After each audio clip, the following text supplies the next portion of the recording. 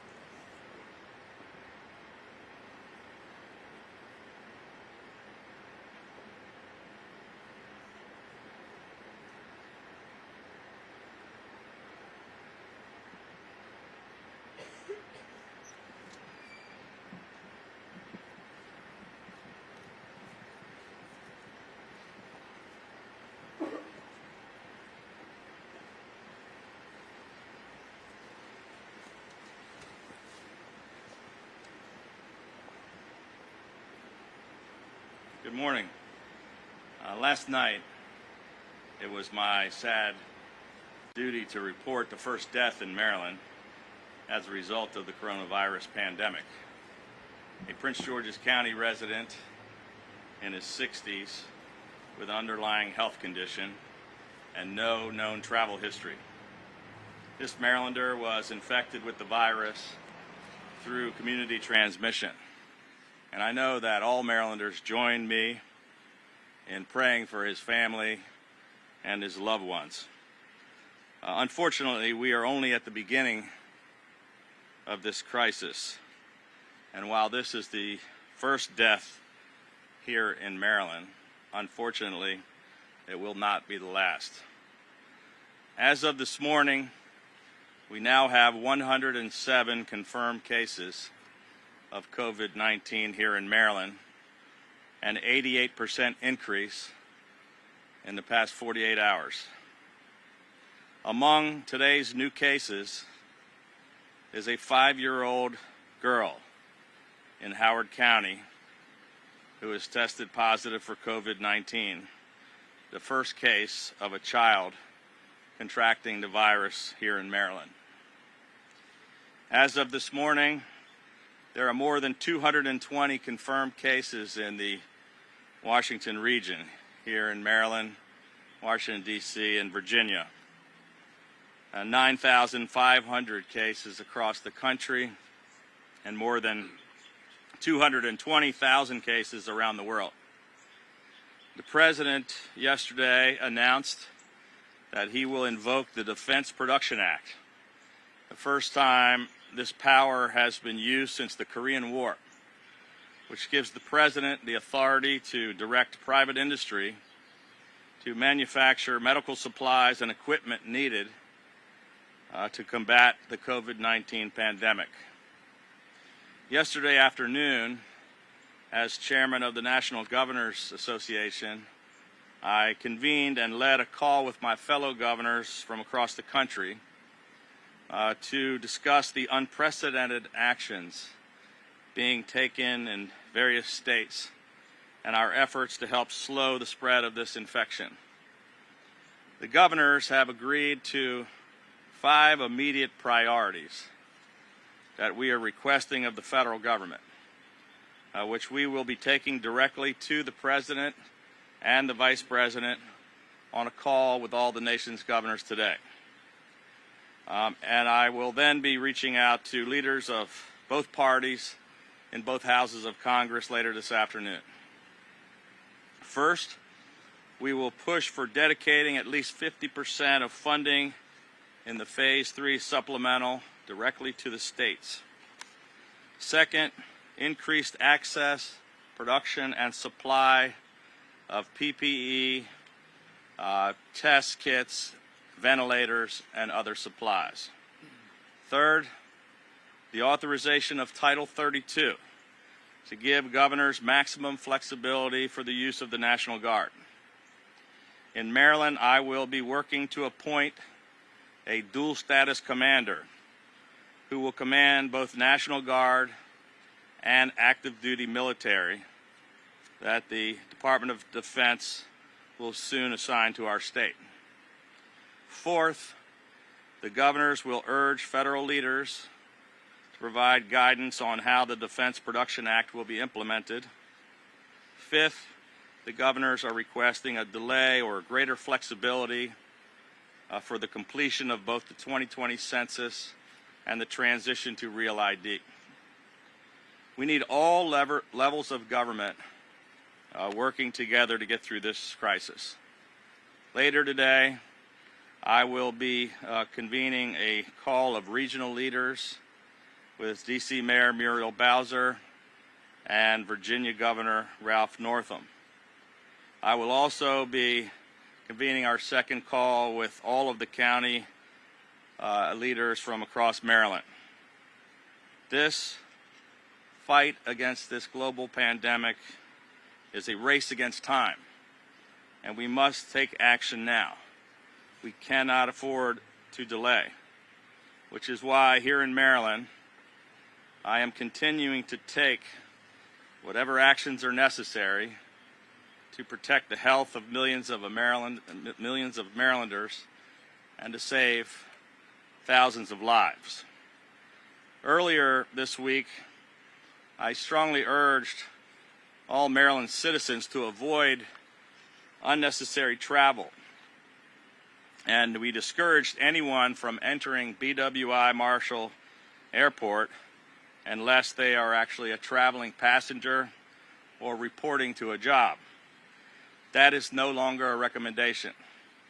At my direction, the Maryland Department of Transportation will now restrict access to the BWI terminal to ticketed passengers only and badged airport employees only. Exceptions will be made for those visitors who are assisting disabled passengers. No one else will be granted access. Maryland Transportation Authority Police will be strictly enforcing this policy effective immediately. In addition, we are urging the use of all of our transit assets for essential travel only. No one should get on a MARC train, Metro, Amtrak train, or bus, or any of our transportation assets, unless you are an emergency personnel, a frontline healthcare provider, or your job is essential to the supply chain. And we have installed critical public service announcements on signage on all of our modes of transportation all across the state, including major highways, the airport, all of our transit facilities, urging all Marylanders to stay home to help us slow the spread of this virus. Following updated CDC guidelines, today we have amended our previous executive order to prohibit any events of more than 10 people in close proximity at all locations, establishments, and venues anywhere across Maryland. After working closely with our county executives and getting their input and guidance, we have jointly made the decision to close all enclosed shopping malls and all entertainment venues across Maryland, effective at 5 p.m. today.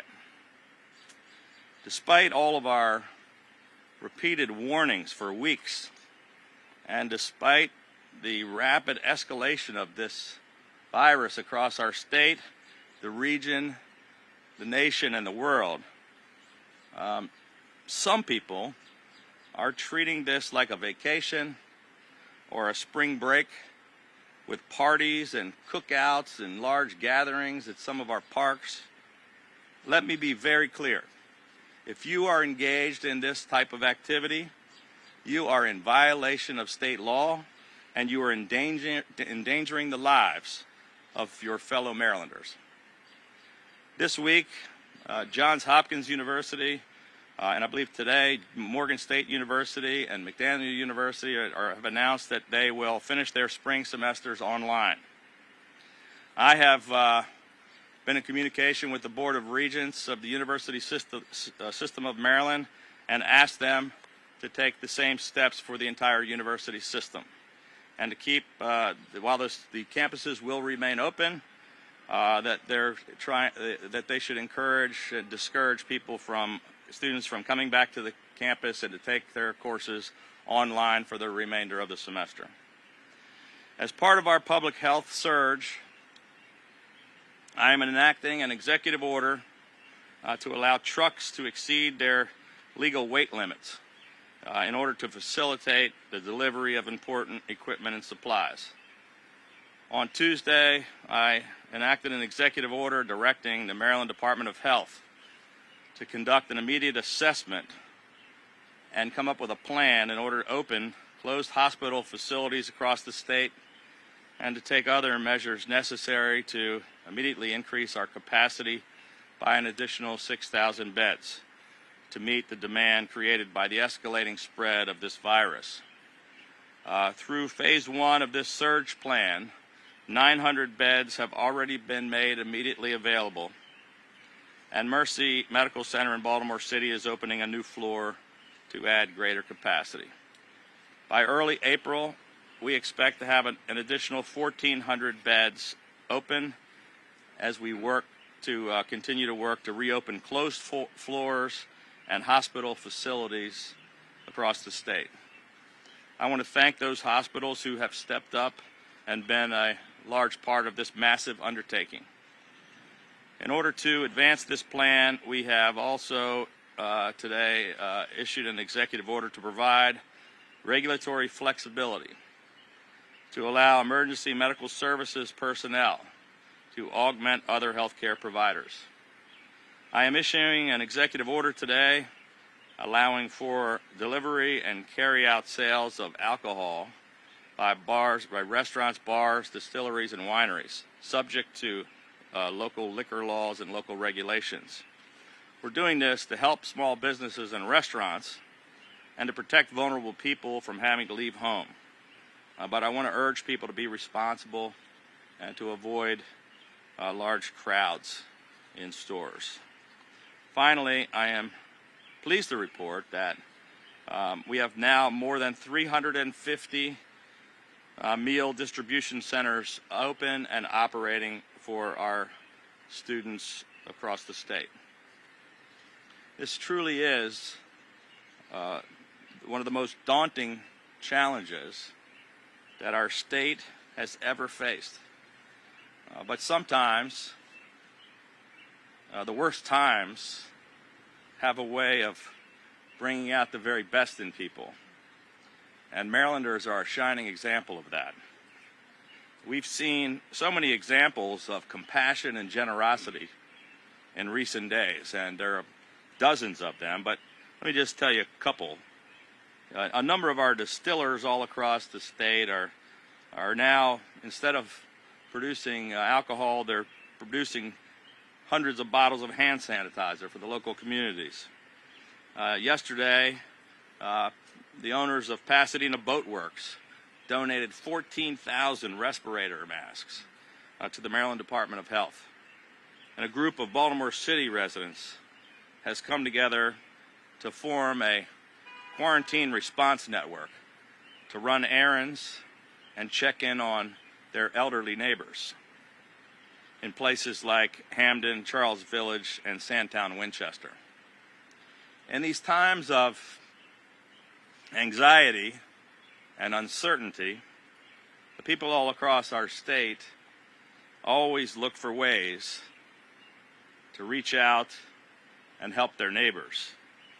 And to encourage that generous spirit, today we are launching a new Maryland Unites website at governor.maryland.gov/Maryland Unites to highlight the ways and opportunities that Marylanders can volunteer in assisting their neighbors and their communities in the days and the weeks ahead.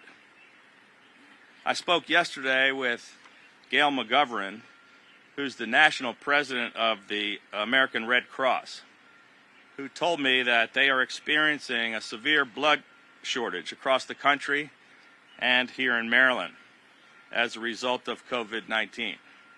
The Red Cross has implemented additional precautions and strict protocols to ensure the safety of donors and staff, and yet they continue to see a dramatic decline in the number of donations. And the need for blood will continue as this outbreak grows.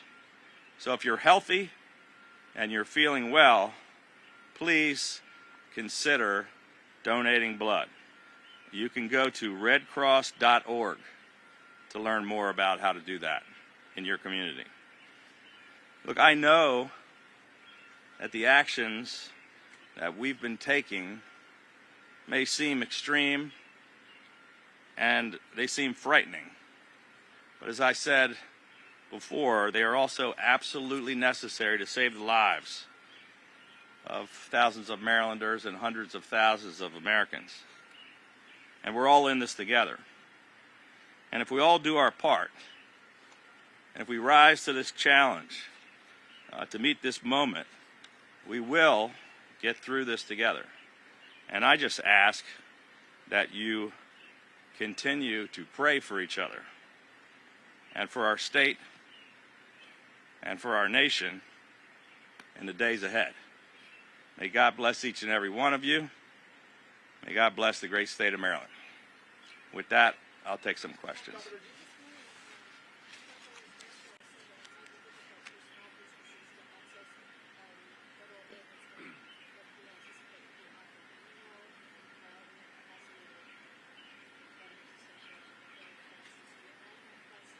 So one of the things that we'll be talking with the President and the Vice President about today is one of the lists about making sure that we get some of those dollars right out to the states, because I think we're in a better capacity to help those small businesses, and it's why we have that on the list. Look, the federal government is working, all of the branches of government are working together. Some of the actions they took to get money out to the people that need it, to get unemployment benefits out, to provide some backup for some of the large industries that we don't want to collapse is great. But the small businesses and the people in our states that are being hurt, we're in a better position to understand who needs the help right now and to get that help faster. So that's one of the things the governors are going to be asking for, that flexibility and for that money from the federal government so that we can implement it. So I agree with the comptroller. Governor, you have announced a number of title restrictions today. Do you foresee a possibility of even more tightly controlled public gatherings, or maybe perhaps eliminating public gatherings, shelter-in-place orders, or banning all travel? You know, I don't anticipate that at this point, Brian, but I mean, these are discussions obviously that they're having at the national level, and I think some of the folks in yesterday's press conference in Washington at least talked about the fact that that's being discussed. Some smaller segments of the country have taken sort of some of those steps and actions, like Europe. I mean, look at San Francisco Bay Area. They're talking about things in New York City and Boston, but we're not at that point yet.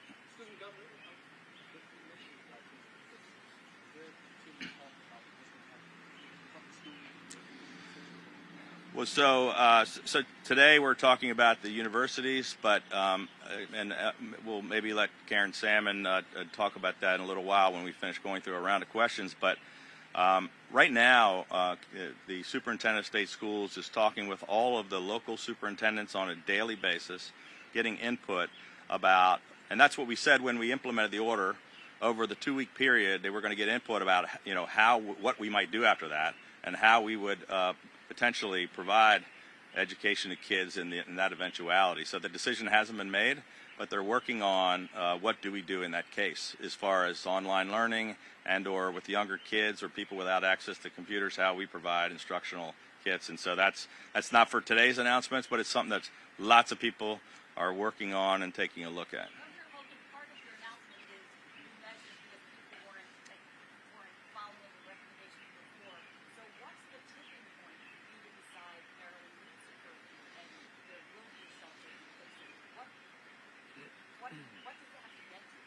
Yeah, it's a really good question. Look, we are just making the decisions as quickly as we can, as aggressively as we can. I think more aggressively than most people are. And look, we a week or so ago said that we wanted to limit, based on the federal guidelines, gatherings of 250 or more. We talked about people, staying out of bars and restaurants in crowds, and then we had the massive crowds in the bars and restaurants because nobody paid attention. We had to shut down all the bars and restaurants. We then, based on CDC requirements, lowered the capacity of 50, and we've got people totally ignoring that. We're lowering it even further. We're trying to avoid locking down society, and we're trying to keep things as normal as possible. But if you look across the country, what other states are doing. I mean, in the discussion with the governors, people are making decisions almost every hour of every day, and different places are taking different actions. We're taking all the best ones we believe are right for our state at the time we think they're right to make. Governor, some people have said that people are having trouble getting unemployment claims. Any advice for those people? The legislature yesterday passed some emergency legislation to help with unemployment. The Congress has passed legislation in Washington to help with unemployment, and we're asking for waivers of waiting periods so we can immediately process unemployment rather than making people wait a week or two. I mean, we should do it immediately, but yeah, there's going to be an awful lot of people impacted, but at every level of government we realize it, and we're trying to fix it so that we can get people money faster. Yeah. Well, there actually were probably 25 things, but we sort of narrowed it down to the ones that we're going to try to talk about today with the president and the vice president.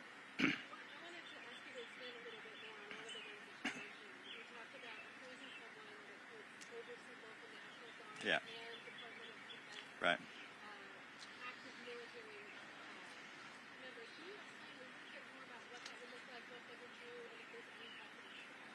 Well, maybe I'll let the general address that. But so, I don't know how many states have activated the Guard. I think there are a number of folks that have activated certain portions of their National Guard. Our Maryland National Guard has a dual-purpose role. And when the president calls them up for service for the nation, and when they go assist us overseas or fight, to fight for our nation, they work under the command of the president. If I call them up as the commander-in-chief in Maryland, they work under my direction. The adjutant general reports to either one of us. I think when they're a joint command, they're talking about having some active duty military be activated to come out to assist the states in some of their missions and to back us up. And I think in that eventuality, the request, the things we'll work out would be that the adjutant general here in Maryland and or in other states would actually control the response with assistance from the active duty military. Is that about right, General? Yeah. No idea. They just have talked about the possibility of sending active duty military, and we said, if that happens, we want to be prepared for that and how we would utilize them. But there has been no decisions from the federal government on that, to my knowledge. Yeah, I'm sorry. Yeah.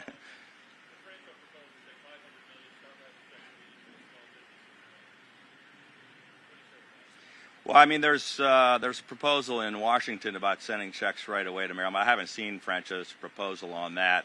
We're going to try to get as much help as we can. I think we have about $1 billion in the rainy day fund, but we've got to figure out exactly where those dollars are going to be spent. Governor, you mentioned some flexibility also for the census and Real ID. Can you elaborate a little bit on that? So we shut the MVAs and said we don't want people crowding into our motor vehicle administrations because they've got to get their licenses renewed. Almost every other governor agreed with that. They're like, yeah, we don't want that either. And so we waived all the state requirements, saying no one's license is going to expire. We'll give you a waiver until the end of the state of emergency, and then you'll have 60 days to update and renew or whatever you have to do. But the federal law says you have to get a Real ID by October 1. We, I believe, are either number one, or we're way ahead of almost anybody. We have something like 80% compliance or 70% compliance. 70% compliance. Some states are down to 20%, but we still probably right now don't want people coming into the MBA with their birth certificates and all this stuff they have to have that they can't do online. And so we're just, and other governors all agreed and said, yes, that's a big problem for all of us. So we're just asking to push the pause button on all these things that require interaction with people where they would spread the disease. So that's going to be a discussion we'll have later today. Governor Hogan, obviously states' rights is bedrock of America, but have there been discussions with the NTA of governors agreeing to take action across the board? Well, so governors have been taking action across the board, look, this is a combined response that every leader. And I said earlier that I'm talking with the leaders in the region, the leaders in the nation, at the White House, in the administration, in the Congress, with our locals, county leaders. It's going to take every single one of us working together. There are certain, powers and authorities and responsibilities at the federal level, but the governors of the states also, their states' rights and states' powers, and we have the ability and the need to do certain things, and we've been all taking those actions. But we also need to, to work together with the folks at the levels below us and the levels above us, because it's going to take everybody working together to fight this crisis.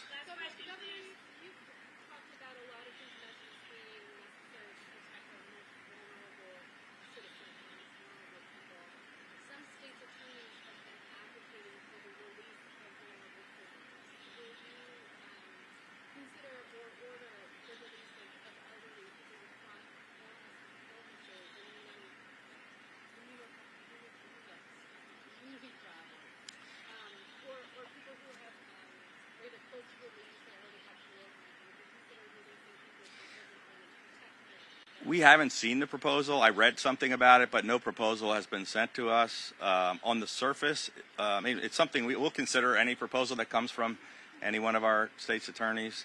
But we're now asking citizens to stay in their homes.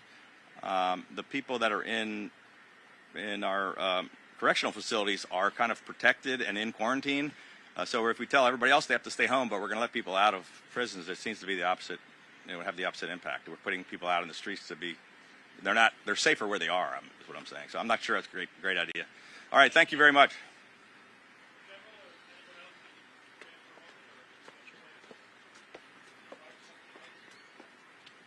Yes.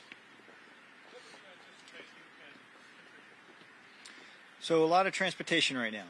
There's a lot of assistance required to distribute things like the strategic national stockpile distribution when that's ready to go.